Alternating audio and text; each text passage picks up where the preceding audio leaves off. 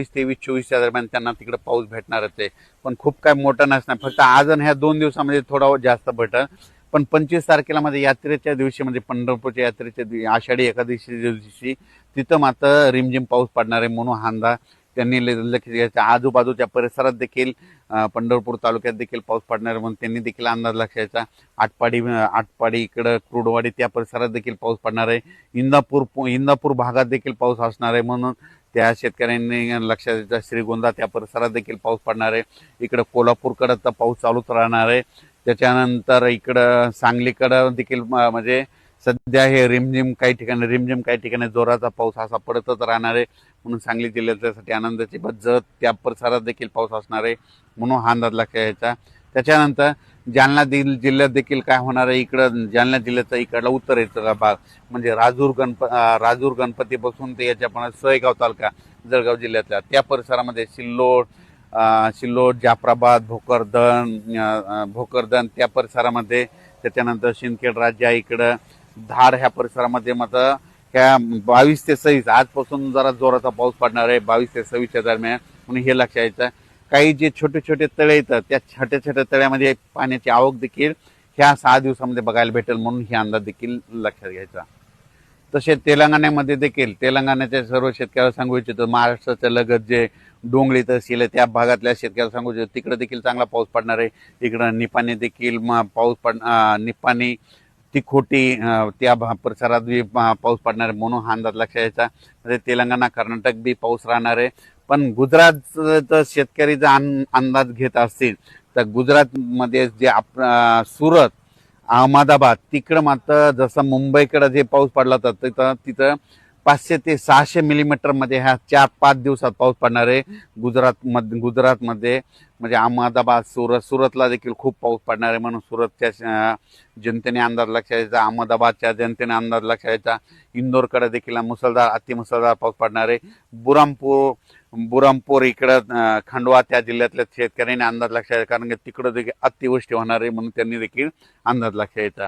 म्हणजे सांगायचं झालं तर गुजरात आणि मध्य प्रदेश तिकडे पाऊस पडत असल्यामुळं जे वंचित जिल्हा होता बघा पाऊस राज्यात सांगायचं झालं तर ठिकठिकाणी म्हणजे आज नागपूरकडं भंडारा वर्धा गोंदिया सगळीकडे जवळपास चांगल्या स्वरूपाचा पाऊस सुरू होणार आहे म्हणून हा अंदाज देखील सर्व शेतकऱ्यांना लक्षात यायचा.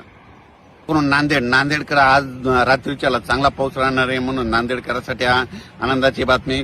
त्याच्यानंतर इकडे पूर्णा आणि पालम त्या पट्ट्यामध्ये काय झालं की बऱ्याच भागामध्ये काय झालं पाऊस नव्हता तर त्या पूर्ण पालम पट्ट्यामध्ये देखील पालम त्या पेनूर त्या पट्ट्यामध्ये आज देखील बऱ्याच भागामध्ये रात्रीच्यालाच पाऊस येणार आहे म्हणून त्यांच्यासाठी आनंदाची बातमी. सांगायचं झालं तर आता ह्या 21 ते 27 दरम्यान महाराष्ट्रातला आता कोणताच भाग शिल्लक राहणार नाही. फक्त नंदुरबार जिल्हा थोडा कमी होता त्या नंदुरबार जिल्हा देखील कव्हर होऊन जाईल म्हणून हे देखील सर्व शेतकऱ्यांना अंदाज लक्षात यायचा. त्यानंतर कोल्हापूर जिल्हा, सोलापूर जिल्हा, सांगली, जत, आटपाडी, त्याच्यानंतर पंढरपूरकडे देखील पंढरपूरची यात्रा 25 तारखेला तर त्या दिवशी मात्र पंढरपूरला रिमझिम पाऊस राहणार आहे म्हणून पंढरपूरच्या यात्रेकरूंनी देखील अंदाज लक्षात यायचा. म्हणजे सांगायचं झालं सोलापूर जिल्ह्यात देखील चांगला पाऊस राहणार आहे म्हणून हे देखील सगळ्यांना लक्षात घ्यावं. आज 21 पासूनच जळगाव, धुळे, नंदुरबार त्या परिसरामध्ये आज दुपारनंतर चांगला जोराचा पाऊस आधी रिमझिम पाऊस सुरू होईल आणि नंतर ते पाऊस वाढत जाईल आणि नंदुरबारकडे मात्र 21 ते 27 दरम्यान काही ठिकाणी अतिमुसळधार पाऊस पडणार आहे म्हणून हा अंदाज देखील सर्व शेतकऱ्यांना लक्षात यायचा. सगळ्यात राहिलेलं होतं नंदुरबार जिल्ह्याला एक पाऊस कमी होता आणि धुळे जिल्ह्यातले काही भाग ते कमी होता आणि मालेगाव, नाशिक ते देखील होता. इकडे रावेरकडे देखील काही भागामध्ये सुटेला होता. आता ते सगळा पट्टा ह्या पावसामध्ये आता 21 ते 27 दरम्यान ह्या 5-6 दिवसात निघून जाईल आणि सगळीकडेच पाऊस पडणार आहे म्हणून अंदाज लक्षात यायचा. अचानक वातावरण बदल झाला. परत मी एक मेसेज दिला जाईल. हे पाहू शकता आमच्या इकडले धूळ पेरणीचे कापस असे आणि वकरणं देखील सुरू आहे म्हणजे कामं देखील चालू आहे. पाऊस देखील यायला मी म्हटलं होतं नाही यावर्षी दुष्काळ वगैरे काय पडणार नाही, पिकं चांगले येणार आहे. ज्या वर्षी चिंचाच्या झाडाला खूप चिंचा लागल्या त्या वर्षी शेतकरी मालामाल होता तसं यावर्षी चिंचाच्या झाडाला चिंचा खूप लागल्या होत्या. जांभळीच्या झाडाला जांभळं खूप लागले होते.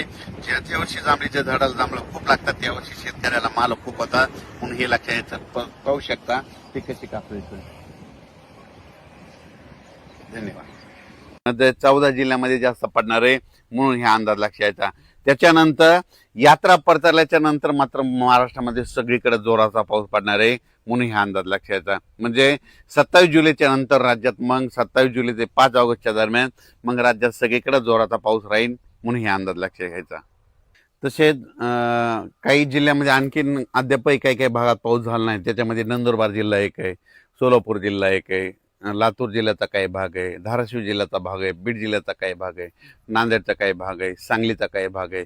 त्या भागात मात्र 21 जुलैपासून ते 5 जुलैच्या दरम्यान तिकडे देखील दररोज वेगवेगळ्या भाग 21 जुलै ते 5 ऑगस्टच्या दरम्यान तिकडे देखील त्या भागात पाऊस पडेल आणि त्यांचे देखील पेरण्या होणार आहेत म्हणून हा अंदाज लक्षायचा. नंदुरबार जिल्ह्यात देखील आता ह्या 15-16च्या दरम्यान म्हणजे 16-17च्या दरम्यान नंदुरबार जिल्ह्यात देखील पावसाला सुरुवात होणार आहे म्हणून ह्या नंदुरबार जिल्ह्यासाठी आनंदाची बातमी. राज्यात मात्र 15 जुलै 16, 17, 18ला विखुरलेल्या स्वरूपात भाग बदलत पाऊस पडणार आहे. सर्वदूर पडणार नाही, फक्त पाऊस सुरू होणार, एकदम असा बंद पडणार नाही म्हणून हे अंदाज खास करून अंदाज दिलेला आहे. कारण की प्रसार माध्यमातून खंड असा शब्द वापरला. तुम्हाला सांगू इच्छितो एकदम खंड म्हणजे की सगळा पाऊस बंद असतो, तसं काही होणार नाही. 15, 16, 17, 18च्या दरम्यान राज्यात परत पाऊस थोडाफार सुरुवात होणार आहे. त्याच्यानंतर काय होणार, 21 जुलैपासून ते 5 ऑगस्टच्या दरम्यान राज्यात पुन्हा पाऊस चांगला सक्रिय होणार आहे. 2 चक्रीवादळ येणार आहेत. एक पहिलं चक्रीवादळ येईल ते काय होईल, ते गडचिरोलीकडून पूर्व विदर्भातून लगेच असं पूर्व विदर्भातून पश्चिमी विदर्भात जाईल, पश्चिमी विदर्भाकडून उत्तर महाराष्ट्राकडे जाईल, उत्तर महाराष्ट्राकडून गुजरातकडे जाऊन धुमाकूळ घालेल. पण ते जात असताना काय होईल, महाराष्ट्रात